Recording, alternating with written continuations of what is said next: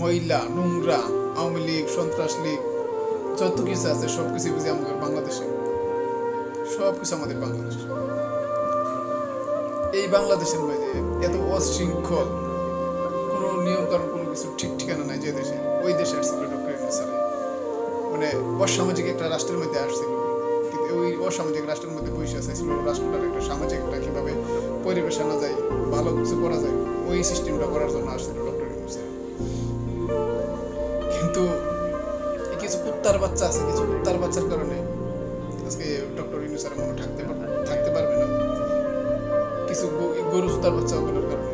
ওই যে কিছুদিন আগে ওনার মেয়ে একটা বাহন দিছিল না, যে অন্যের দেশে আসছে চশমা বিক্রি করতে, ডক্টর ইউনূস স্যার ঠিক সেই এই রাখালের দেশে, এই সুরের দেশে, দুর্নীতির দেশে, ঘুষখোরের দেশে ভালো কিছু ডক্টর ইউনূস স্যার করবে কি করে? মানে যে কোনো জায়গায় হাত দেবে, যে কোনো জায়গায় পা দেবে, ওইখানেই দুর্নীতি, ওইখানেই দুর্নীতি।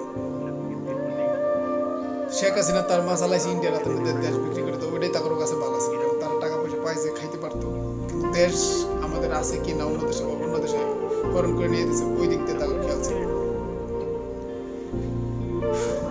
তো যে ডক্টর ইউনূস স্যারে পশ্চিমারা লক্ষ লক্ষ ডলার খরচ করে তারা নিয়ে তার ভাষণ বক্তৃতা শোনার জন্য, আর সেই ডক্টর ইউনূস স্যার বর্তমানে বাংলাদেশের প্রাইম মিনিস্টার, যে কিনা আমাদের দেশটার চাইতেছে উন্নত একটা রাষ্ট্রের সাথে তাল মিলাই নেওয়ার জন্য। কিন্তু গরু সুরের বাচ্চা ওগুলো লাগে মনে করা সম্ভব। ডক্টর ইউনূস স্যার দেখে দুর্নীতি নিয়ে কিভাবে কি বক্তৃতা দেয়, দুর্নীতি সব শেষ করে দিয়েছে। স্বাস্থ্য মন্ত্রণালয়ের একটা কথা শুরু করলাম, একটা উদাহরণ, এই উদাহরণ সর্বোচ্চ। যে কোনো পরীক্ষায় আপনারা দেখবেন বাংলাদেশ দুর্নীতির তালিকায় সর্বনিম্নে।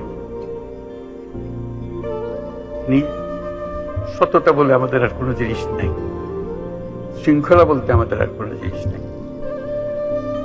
কাজে এই দুর্নীতি থেকে বাইর না হলে এই কোনোটাই হবে না।